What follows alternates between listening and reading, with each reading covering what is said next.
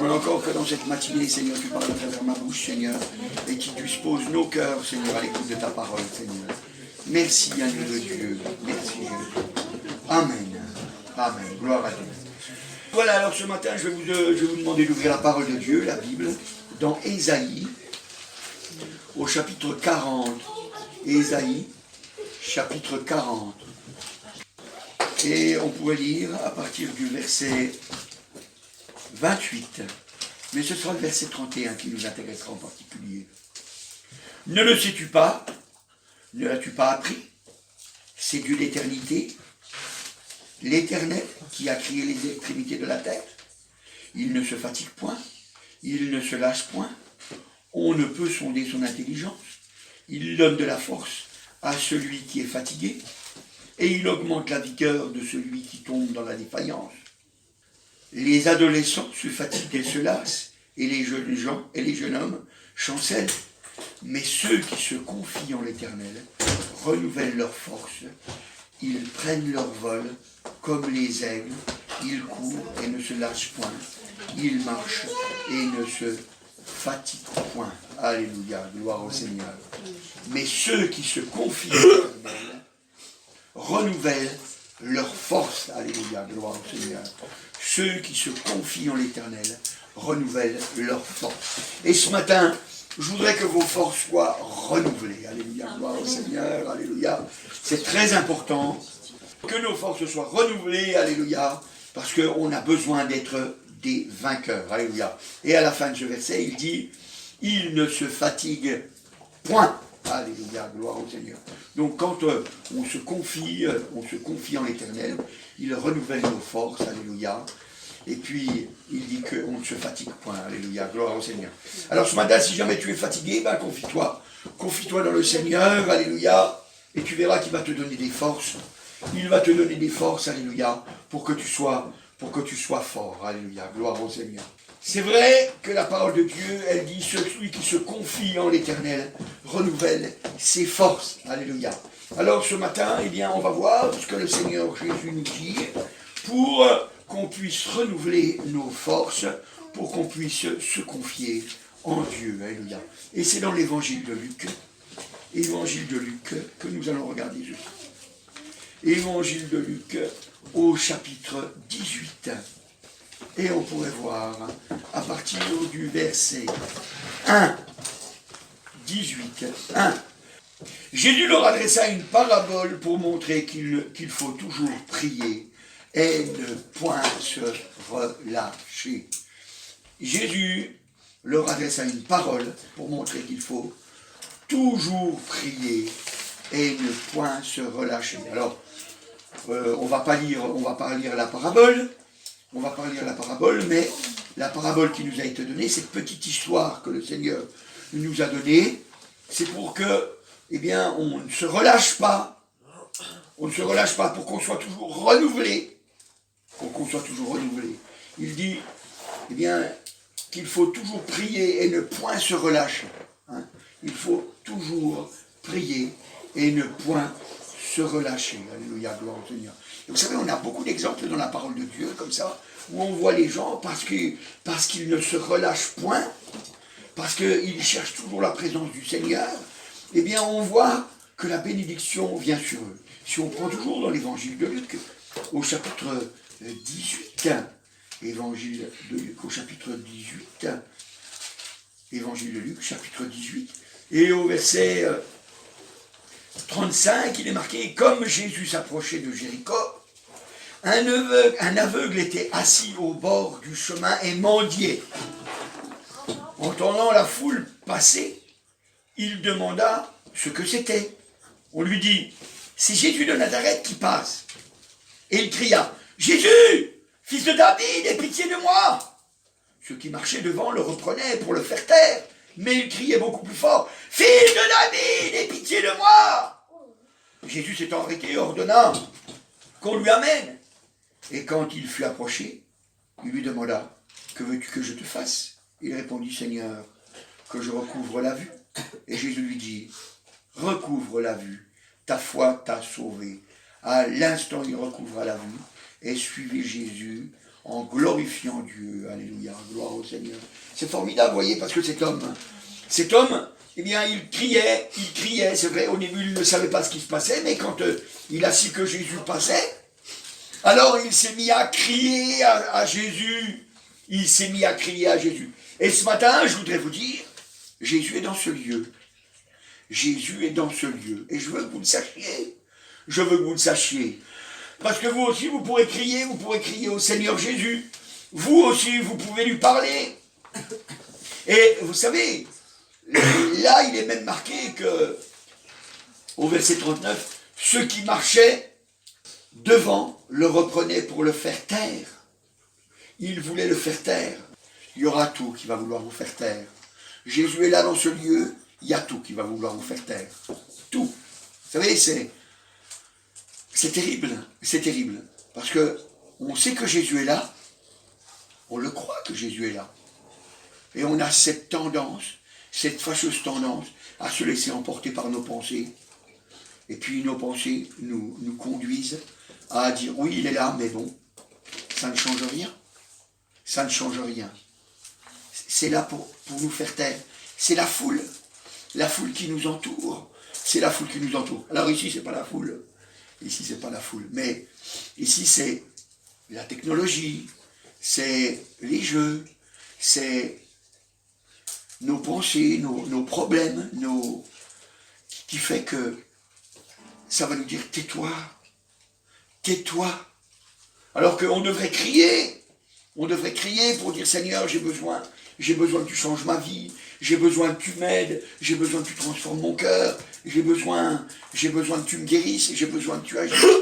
Et cet homme, vous voyez, il n'a pas accepté de se taire. Et il a crié beaucoup plus fort, alléluia. Il a crié beaucoup plus fort, parce qu'il voulait se faire entendre. Il voulait se faire entendre, alléluia. Ceux qui se confient en l'Éternel, et c'est ce qu'il a fait. Il a dit, moi, j'ai entendu toutes ces choses merveilleuses. Je ne les ai pas vues, je suis aveugle. Mais je les ai entendues, ces choses merveilleuses. Pourquoi est-ce que ça ne serait pas pour moi? Jésus, fils de David, Jésus, fils de David, alléluia. Et le Seigneur, alors, il l'a appelé. Il l'a appelé, alléluia. Jésus lui a répondu. Il a été renouvelé dans ses forces, cet homme. Il a été renouvelé dans ses forces. Il y avait tout qui était là pour le décourager, mais il a été renouvelé. Il a été renouvelé. Pourquoi? Parce que cet homme, il a été appelé par le Seigneur et il a été guéri. Et il a été guéri. Il a été guéri, alléluia. Jésus, alléluia, il lui a dit au verset 42, il lui a dit, et Jésus lui dit, recouvre la vue, ta foi t'a sauvé. Recouvre la vue, ta foi t'a sauvé. Cet homme, non seulement son fardeau est parti, non seulement cet homme a été guéri, mais il a eu l'assurance de son salut. Vous voyez, il pouvait partir en disant, je sais que je vais au ciel, alléluia, je sais que je vais au ciel, alléluia. Et c'est bon ça, c'est bon, parce que quand on se confie en Dieu, alors il ne peut nous arriver que du bonheur. Que du bonheur, alléluia.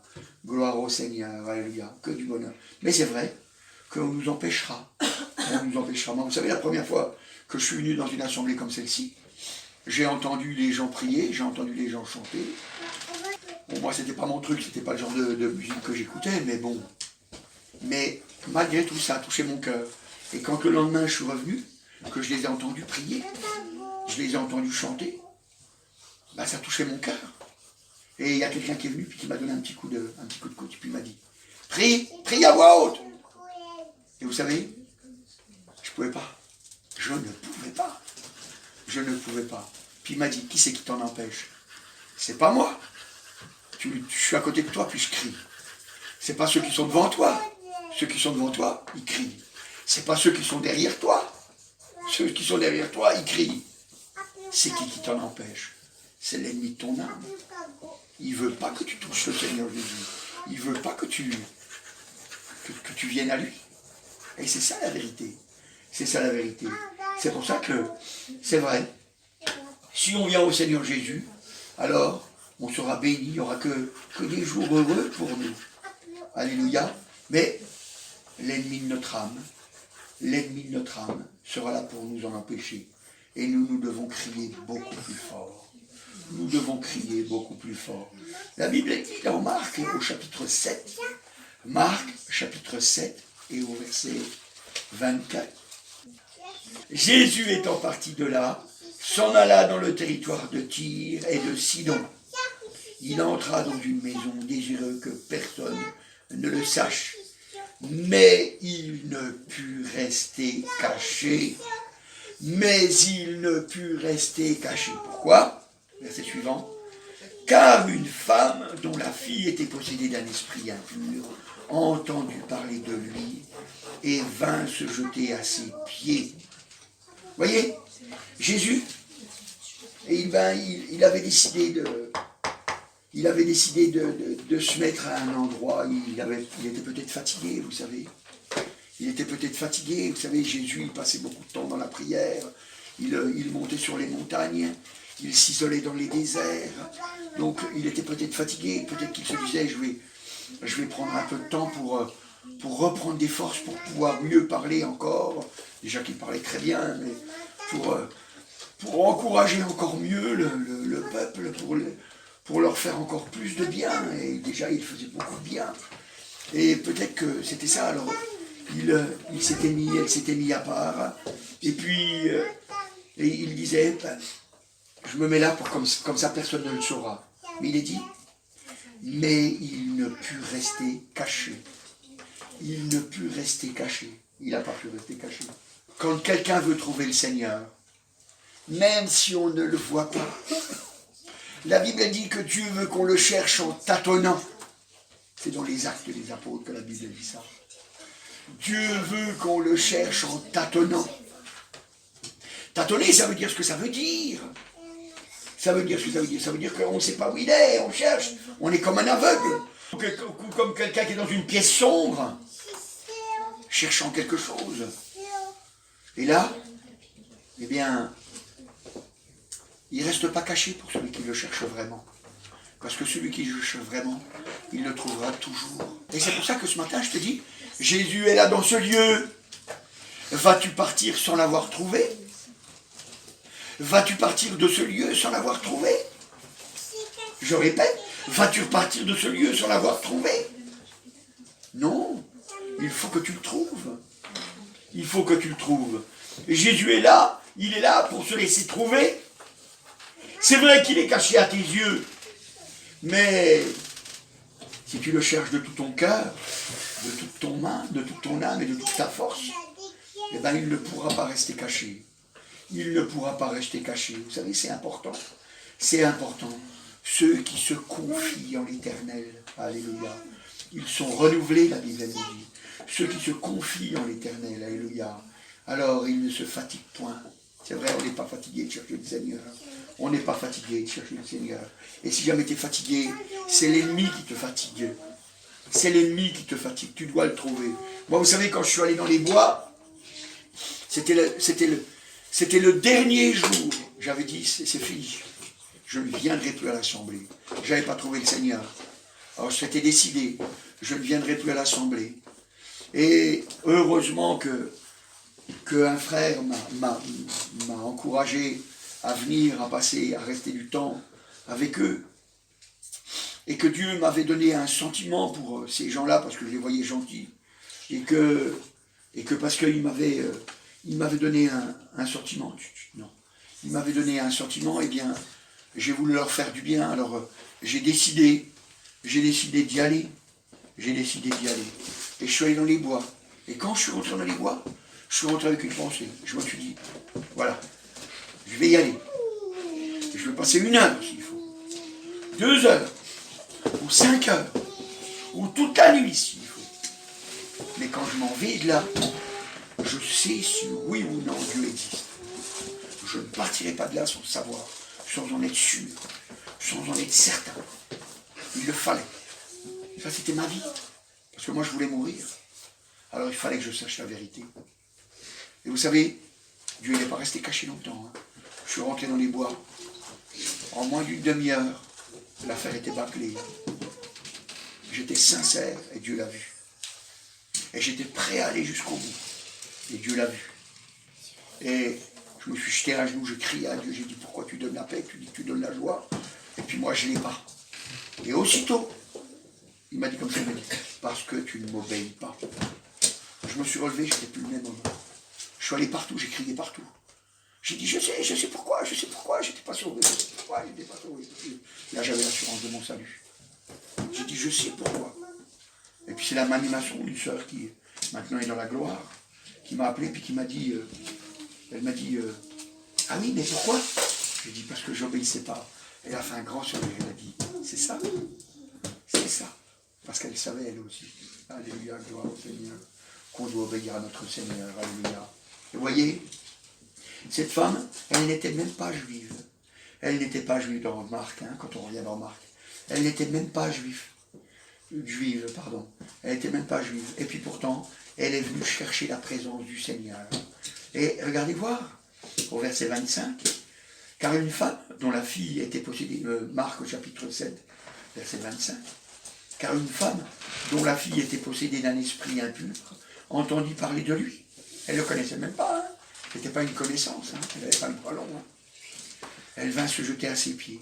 Cette femme était grecque, sérophénicienne d'origine.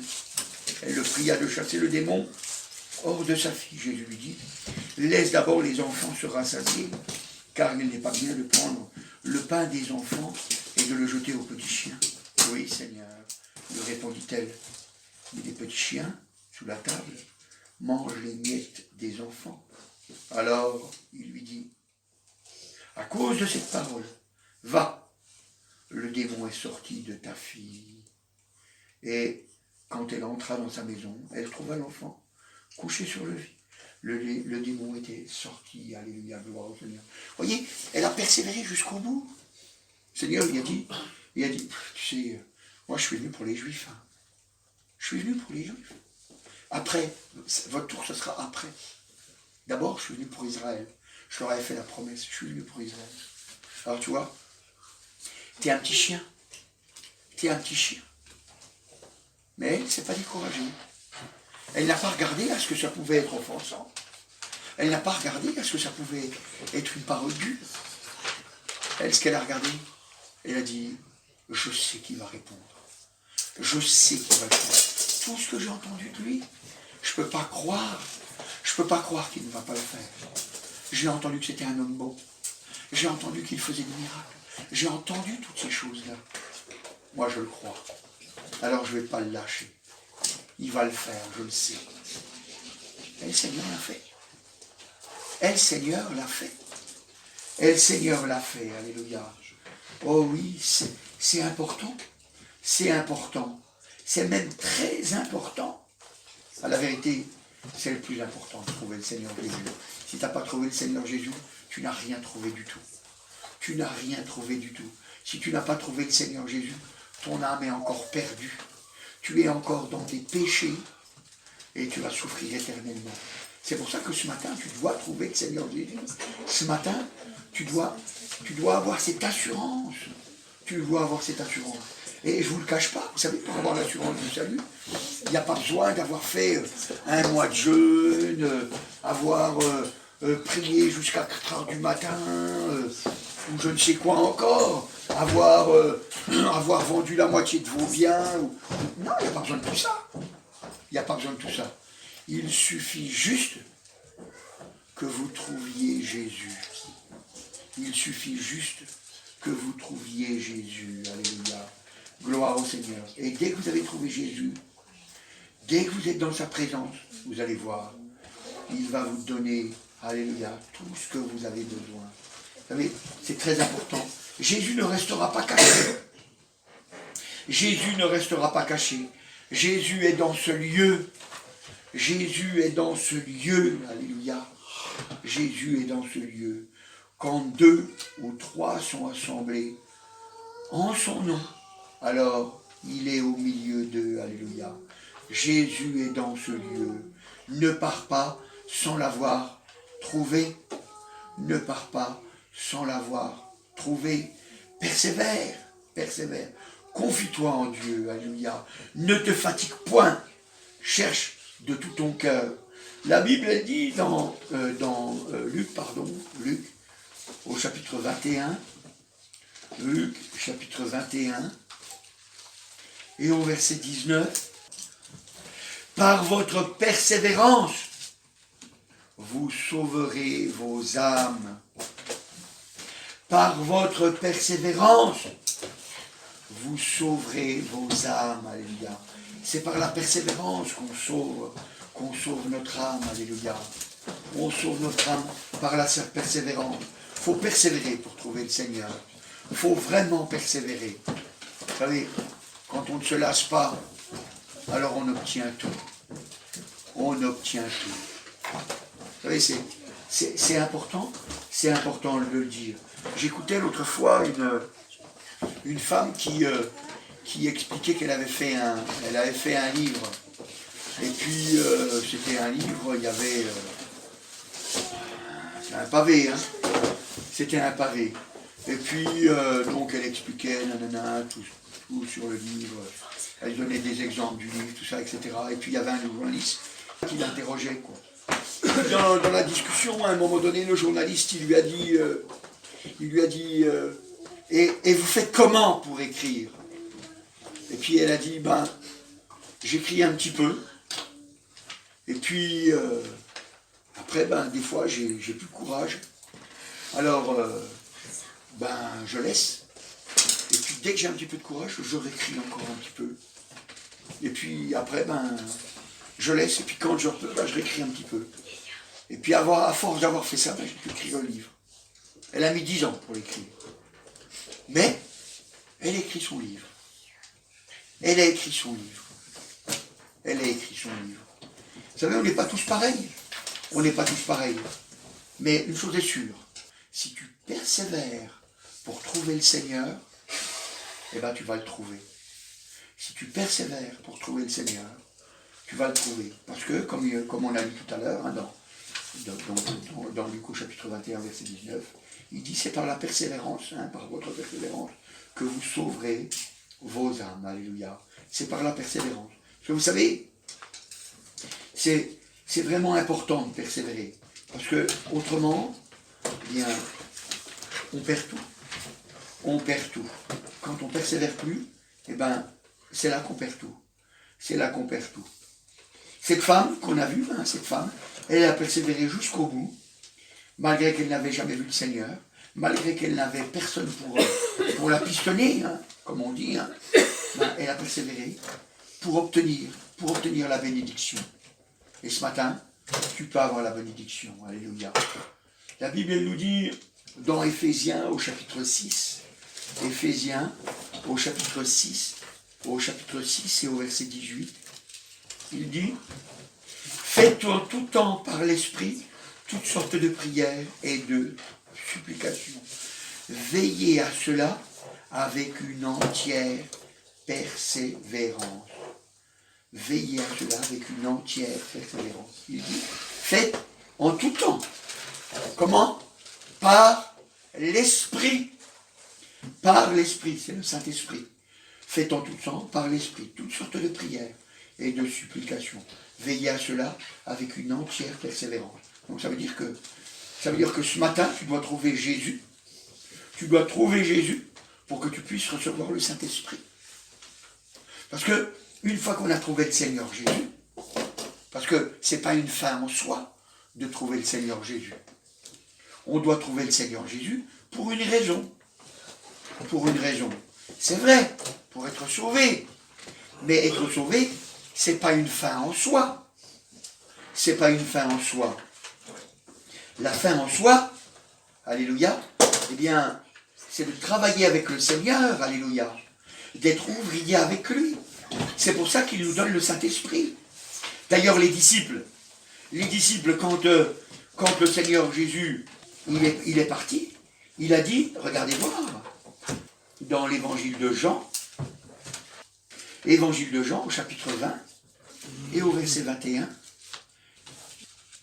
il leur dit, Et quand il leur dit cela, alors on va lire un petit peu avant pour qu'on voit, depuis le verset 19, le soir de ce jour-là, qui était le premier de la semaine, les portes du lieu où se trouvaient les disciples étaient fermées à cause de la crainte qu'ils avaient des Juifs.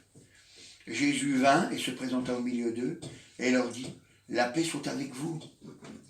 Et il leur dit cela. Il leur montra les mains de son côté. Les disciples furent dans la joie en voyant le Seigneur. Jésus leur dit de nouveau, la paix soit avec vous. Comme le Père m'a envoyé, moi aussi je vous envoie. Comme le Père vous a envoyé, moi aussi je vous envoie. Donc voilà, il est ressuscité. Et qu'est-ce qu'il fait? Il les envoie. Il les envoie. Et le Seigneur, il nous sauve pour nous envoyer, pour nous envoyer travailler dans son œuvre. Vous savez, c'est important qu'on apporte le témoignage. Vous savez, quand on voit les gens et puis qu'on leur dit, voilà ce que le Seigneur a fait dans ma vie.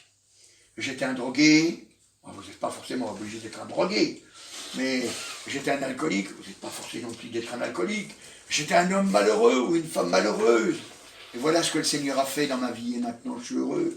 Voilà ce que le Seigneur a fait dans ma vie, maintenant je suis délivré de la drogue. Voilà ce qu'il a fait, j'avais telle maladie, j'ai été guéri.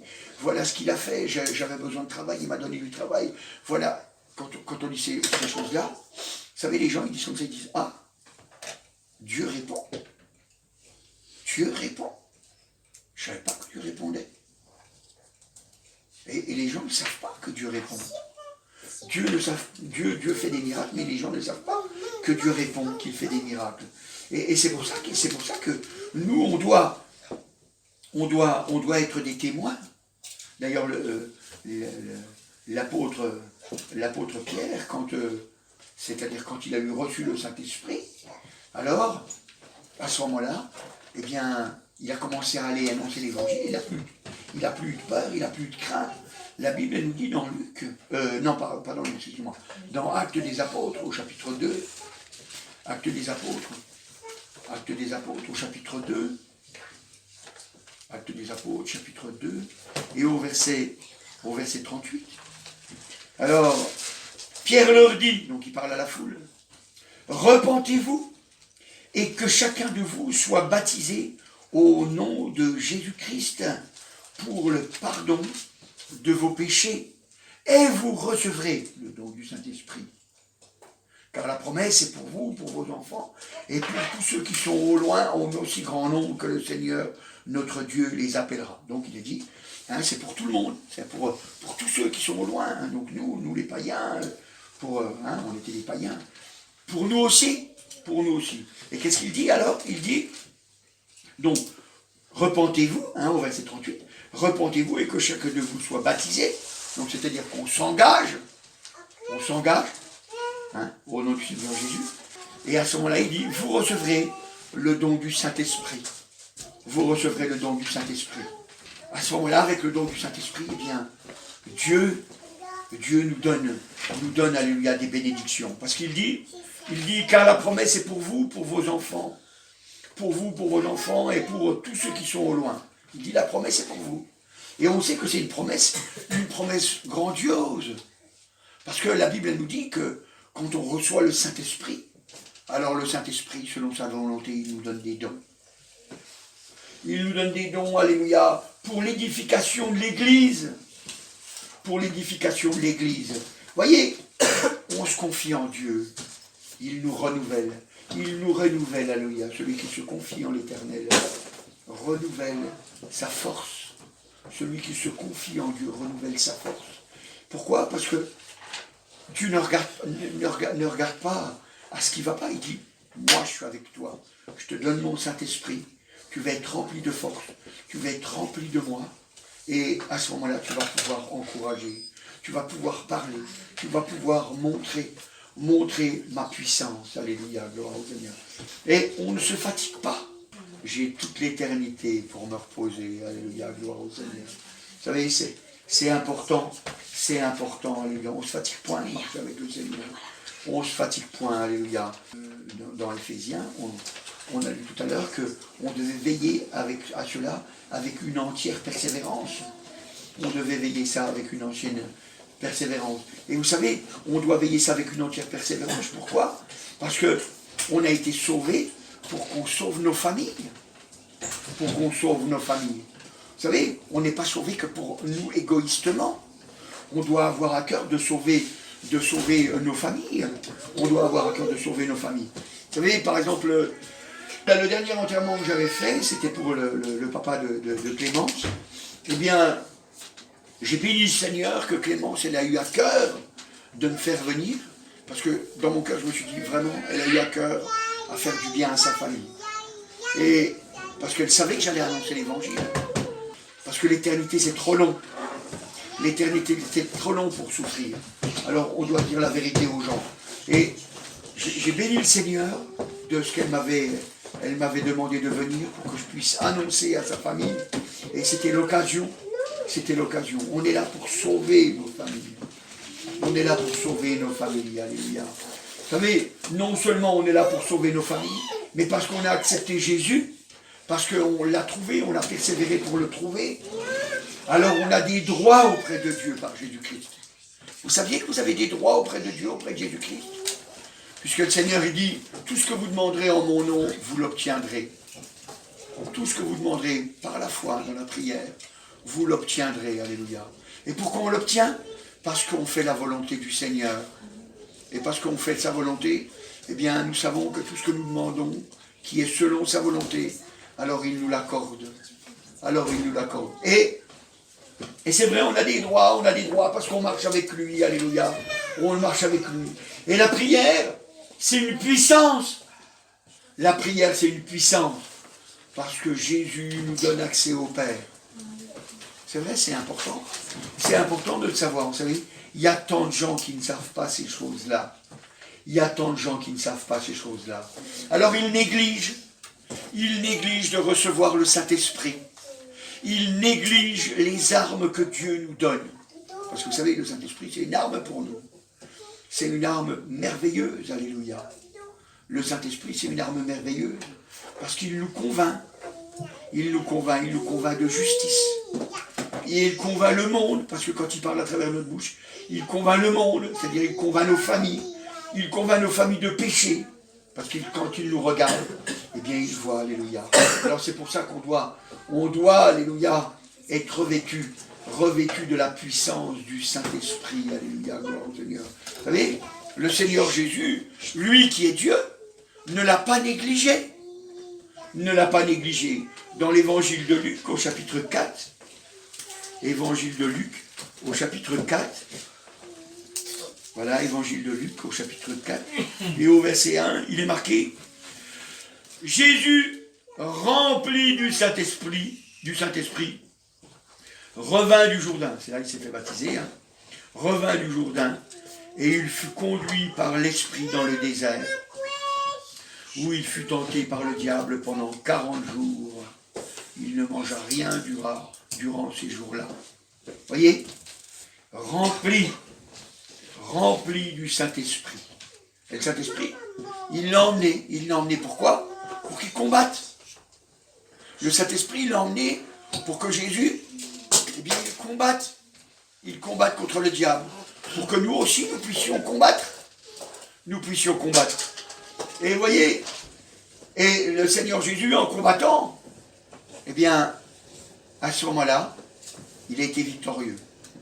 Et non seulement il a été victorieux, mais quand il en est ressorti là, il en est ressorti encore plus grand, si on veut dire ça comme ça. Encore plus grand. Parce que, qu'est-ce qu'il a dit? Au chapitre 4 et au verset 14 de Luc, il est dit, Luc, chapitre 4 et au verset 14, voilà, verset 13, après avoir été tenté de toutes ses manières, le diable s'éloigna de lui, jusqu'au moment favorable, verset 14. Jésus, revêtu de la puissance de l'Esprit, retourna en Galilée, et sa renommée se répandit dans tout le pays d'alentour. Alléluia, gloire au Seigneur. Il est dit, revêtu de la puissance de l'Esprit. Revêtu de la puissance de l'Esprit. Alléluia, gloire au Seigneur. On voit que le Seigneur Jésus n'a pas négligé. On aurait pu dire, oh, il est Dieu, c'est bon. Pour lui, c'est bon. Non, non, il n'a pas négligé. Parce qu'il était homme, il était vrai homme. Et il savait que pour être vainqueur, c'était pas simplement être rempli du Saint-Esprit, il fallait avoir la puissance du Saint-Esprit. Et vous savez, c'est important. C'est important. Vous savez, c'est comme les disciples quand, dans Jean au chapitre 20 et au verset 22, après ces paroles, il la paix soit avec vous, etc.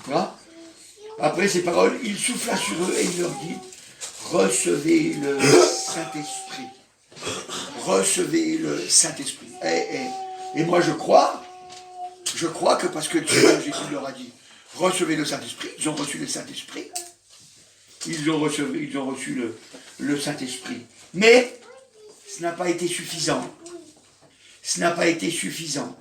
Il a fallu qu'il se mette à part, il a fallu qu'il prie, il a fallu qu'il lutte, il a fallu qu'il persévère, il a fallu qu'il ne se lasse point, il a fallu qu'il ne se fatigue point, il a fallu qu'il lutte.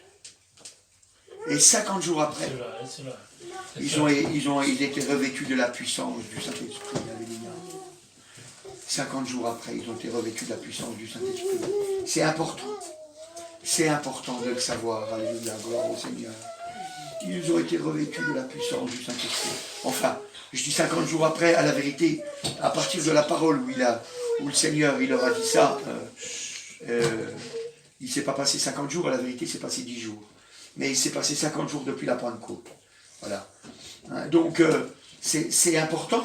Et d'ailleurs, le Seigneur Jésus dit, parce qu'il veut qu'on le demande, dans Luc, au chapitre 11 et au verset 13. Luc, chapitre 11 et au verset 13. Luc, chapitre 11 et au verset 13. Verset 13, il dit, « Si donc, méchants comme vous l'êtes, vous savez donner de bonnes choses à vos enfants, à combien plus forte raison le Père Céleste donnera-t-il le Saint-Esprit à ceux qui le lui demandent » à combien plus forte raison le Saint-Esprit sera donné à ceux qui le lui demandent. Faut le demander. Faut le demander. Il ne viendra pas comme ça autrement. Il faut le demander. D'ailleurs, si vous regardez les apôtres, ils avaient à cœur que les gens reçoivent le Saint-Esprit. Ils avaient à cœur, parce qu'ils savaient que c'était important qu'ils soient revêtus de la puissance de l'Esprit. Parce que pour avoir un témoignage puissant envers leur famille, pour vraiment pouvoir témoigner avec force, il fallait. D'ailleurs, dans Actes au chapitre 19, Actes des apôtres au chapitre 19, c'est l'apôtre Pierre, si ma mémoire ne me fait pas défaut, Actes chapitre 19, et au verset 2. Alors pendant qu'Apollos était à Corinthe, après avoir parcouru les autres provinces de l'Asie, arriva à Éphèse, ayant rencontré quelques disciples, il leur dit, avez-vous reçu le Saint-Esprit quand vous avez cru? Il répondit, nous n'avons pas même entendu dire qu'il y ait un Saint-Esprit. Nous n'avons pas même entendu. Pourtant, c'était des disciples. Pourtant, c'était des disciples. On ne peut pas dire que c'était des inconvertis, on ne peut pas dire que c'était des gens qui ne croyaient pas. C'était des disciples. Avez-vous reçu le Saint-Esprit quand vous avez cru? Alors eux, ils avaient cru, ils avaient cru. Mais voyez, ça montre que ces hommes-là, c'était pas des hommes très éduqués.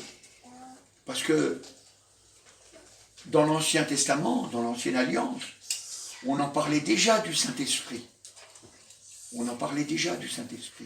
Donc ils ne connaissaient pas ces choses-là, ça veut dire qu'eux-mêmes ne connaissaient pas la parole de Dieu.